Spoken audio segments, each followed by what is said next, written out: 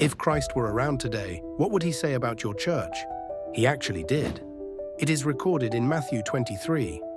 Here is what it would sound like if he were saying it today. Here's how Yeshua's words might sound if he were speaking to us today in modern, straightforward language. Warnings to religious leaders. Then Yeshua spoke to the crowd and his followers, saying, "The religious leaders and teachers today have taken responsibility to interpret God's teachings. You should respect what they teach when it aligns with God's word, but don't copy how they live, because they don't practice what they preach. They place heavy burdens of rules and expectations on others, but they won't lift a finger to help carry the load themselves. Everything they do is for show, wanting attention and praise from others. They dress and speak to appear spiritual or righteous, loving places of honor at events and wanting to be recognized in public, being called teacher, pastor, or reverend. But you shouldn't chase after these titles. You have one teacher, God himself, and all of you are equals, brothers and sisters. Don't elevate anyone here on earth as your spiritual father, because your true father is in heaven. Don't follow anyone blindly as your supreme leader, because you have one leader, the Messiah. If you really want to be great, become a servant to others.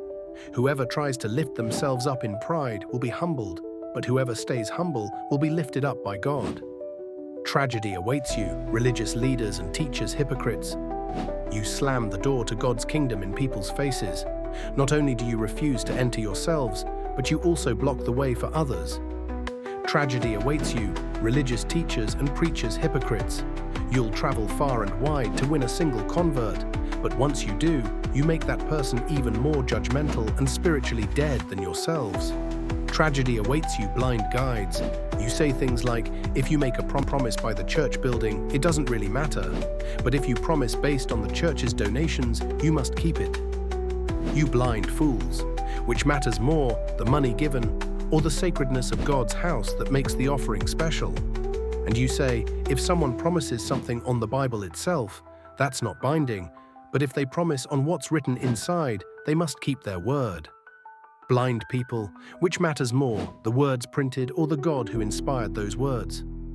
Anyone who swears an oath is accountable to God, who sees everything. Tragedy awaits you, teachers and religious leaders, hypocrites. You carefully give your tithes and offerings, even from small things like herbs, but you ignore what matters most to God: justice, mercy, and integrity.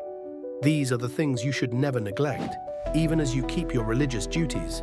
You strain out a tiny fly, yet you swallow an entire camel. Tragedy awaits you, religious leaders, hypocrites.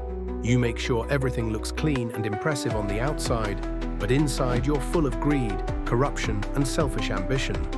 Blind leader, clean your inner life first. Then the outside will naturally reflect what's within. Tragedy awaits you, religious leaders and teachers, hypocrites. You're like beautifully painted tombs, outwardly impressive, but filled inside with dead bones and decay. You appear righteous to others, but God sees that inside you're full of hypocrisy and wrongdoing. Tragedy awaits you, religious leaders, hypocrites.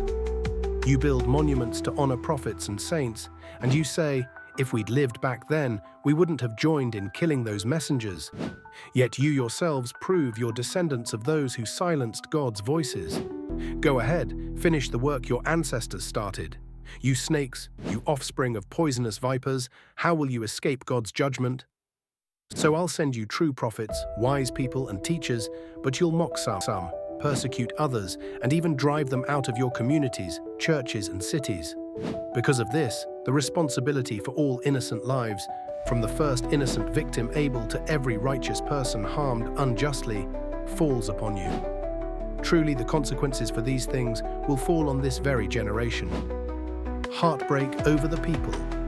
Oh, my people, how often I've wanted to gather you together and protect you like a mother bird shelters her chicks beneath her wings, yet you continually reject me. Now your places of worship will become empty and lifeless. And I tell you plainly, you won't recognize me again until the day you can honestly say, "Blessed is the one who comes in the name of the Lord."